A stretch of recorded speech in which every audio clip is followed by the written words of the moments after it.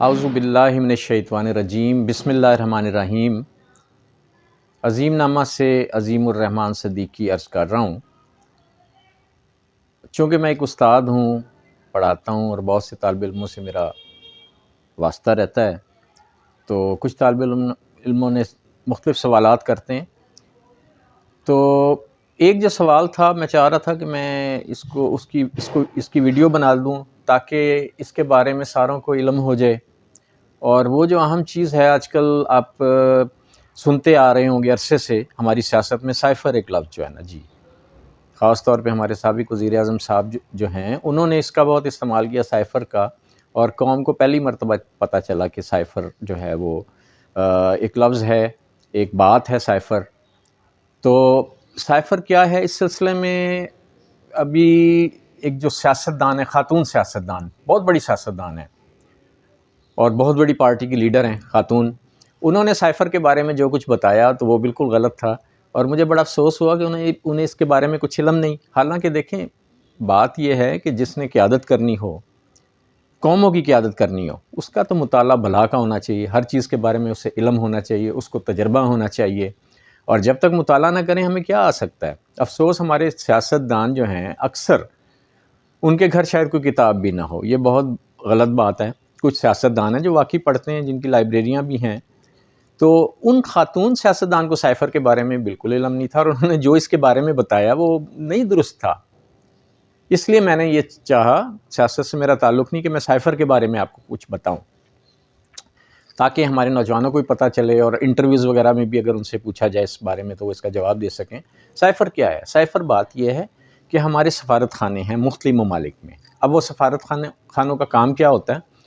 پاکستان کا جیسے سفارت خانے، تو پاکستان کے مفاد کے لیے انہوں نے کام کرنا ہے، یا وہاں پہ جو حکومتیں ان کو پیغامات دیں، یا ان سے جو بات چیت کریں، یا انہیں کچھ معلومات ملک کے مفاد میں ملیں، یا ایسی باتوں کا علم ہو جو ملک کے مفاد میں نہیں ہے، تو ظاہر ہے سفارت خانے میں جو سفیر ہیں وہ اس کو پیغام کی صورت میں، خط کی صورت میں پاکستان میں بھیجیں گی، اپنے وزارت خارجہ میں بھیجیں گی۔ تو ایسے حساس نوعیت کے پیغامات، یا بڑے اہم پیغامات، یا بڑے خفیہ پیغامات، ان کو جب سفیر حضرات سفارت ہمارے وزارت خارجہ میں بھیجتے ہیں، اس کو سائفر کہتے ہیں، یعنی وہ خط جو بھیجتے ہیں، لیکن وہ خط جو ہے نا جی، عام زبان میں نہیں ہوتا، وہ کوڈز میں ہوتا ہے، کوڈ ورڈز میں ہوتا ہے، ٹھیک ہے جی، ایک مخصوص کوڈز ہیں، اس کے ذریعے وہ بھیجتے ہیں، اور اس کوڈز کو ظاہر ہے کہ وہی لوگ اس کو کر سکتے ہیں جو ماہر ہوں، تو سفارت خانوں میں اس کے ماہر بھی ہوتے ہیں۔ اب وہ کوڈز میں جو بھیجتے ہیں نا جی خط، پیغامات اہم نوعیت کے، حساس نوعیت کے، کہ کسی کو پتہ نہ چلے، اس کو سائفر کہا جاتا ہے۔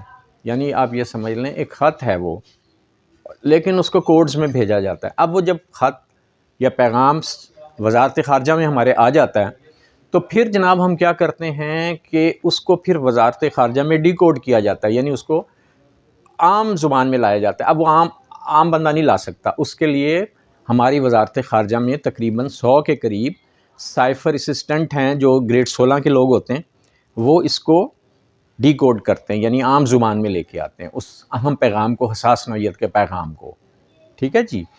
اب جب وہ ڈی کوڈ کر لیتے ہیں اس کو، تو پھر یہ ہوتا ہے کہ اس کے پیراگرافز کو اور اس کے الفاظ کو تبدیل کر دیا جاتا ہے، تاکہ اگر کسی کو کوڈ پتہ بھی چلے تو وہ زبان نہ ہو، ٹھیک ہے نا، یعنی اس کو مختلف کر دیا جاتا ہے۔ اب اس اہم پیغام کو پروٹوکول کے مطابق جو ہے نا جی،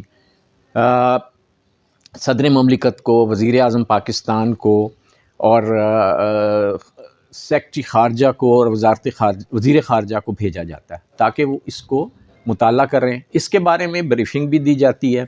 اب وزیر اعظم ہاؤس میں جیسے وہاں پہ بھی سائفر اسسٹنٹ ہیں۔ اچھا، اب اس کو جو بھیجا جاتا ہے نا سائفر کو، اس کی ماسٹر کاپی تو وزارت خارجہ میں رہتی ہے۔ جو خطوط بھیجے جاتے ہیں وہ بھی اصل کاپی کے مطابق ہی ہوتے ہیں، وہ ان کو بھیج دیے جاتے ہیں، وہ اس کا مطالعہ کرتے ہیں، اس کے بارے میں جو فیصلے کرنے ہیں، سارا کچھ جو بھی پروسیجر ہے اس کو اڈاپٹ کیا جاتا ہے، اور پھر 1 ماہ کے بعد وہ سائفر کی جو کاپیاں ہیں نا جی، وہ واپس وزارت خارجہ میں آ جاتی ہیں۔ تو یہ ہے جی سائفر، یعنی اب آپ سمجھ گئے ہوں گے جو میں نے آپ کو بتایا، یہ سائفر ہوتا ہے۔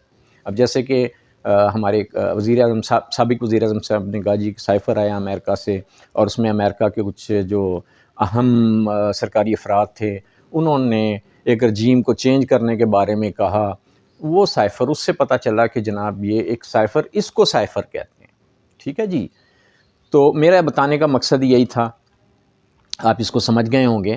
اور ہمارے سیاستدانوں سے بھی میری یہ گزارش ہے، یہ جتنے بھی ہمارے قیادت کے دعوے دار ہیں وہ مطالعہ کریں، زیادہ سے زیادہ مطالعہ کریں، زیادہ سے زیادہ ریسرچ کریں، زیادہ سے زیادہ چیزوں کو پڑھیں سمجھیں، پھر ہی وہ قیادت کے اہلکار ہیں. یہ کیا، ایک بندے کا دادا جو تھا سیاستدان تھا، تو وہ جناب اس کا باپ آ گیا اس کی جگہ، پھر باپ کی جگہ اولاد آ گئی. یہ کیا بات ہے؟